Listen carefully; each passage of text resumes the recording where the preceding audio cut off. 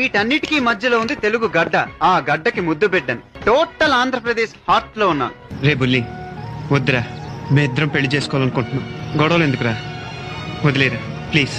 కనీసం 200 అడుగులు ఉంటుందిరా మినిమం. అమ్మాయిలు కావాలరా నీకు? అమ్మాయిలు యుద్ధం మొదలయ్యాక మధ్యలోనే వదిలేయటం మగతనం అనిపించుకోదు.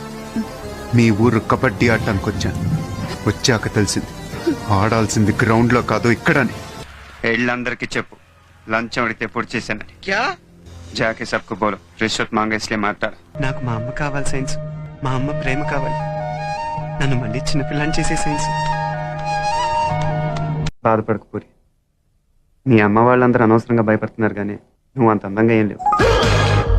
నీకు ఎలాంటి అమ్మాయి కావాలి? నాకు ఎలాంటి అమ్మాయి వద్దు. ఏ ఏ అంటే ఏం చెప్తాం, ఇలాగే ఎవరి రిక్వైర్మెంట్లు వాళ్ళకు ఉన్నాయి. మాలంటేనే అసహ్యం వేస్తుంది. దేవుడు డెఫినేషన్ అర్థమైపోయింది భయ్య. అడగడ పైన ఉండడు, నీలోను నాలోను ఇక్కడే ఉంటాడు. అవతల సాయం కోసం అడిగినప్పుడు లోపల నుంచి బయటకు వస్తాడు. పరిస్థితులు ఇలా పక్కబట్టేసి ఏంటి శాస్త్రి గారు? మన పని మనం చేసుకోవడం కూడా తప్పేనా? గుర్తుపెట్టుకో, నీకంటే తోపెవడు లేడు ఇక్కడ. నీకేదనిపిస్తే వచ్చి ఎవడి మాట వినొద్దు, మనిషి మాట అసలు వినొద్దు. నడువు ఎక్కడ చేయించిందిరా బాబు, ఇన్సాన్గా ఉంది. మనిషిని చూస్తే చక్కగా అమాయకంగా ఉన్నావు, మాటలే. Son of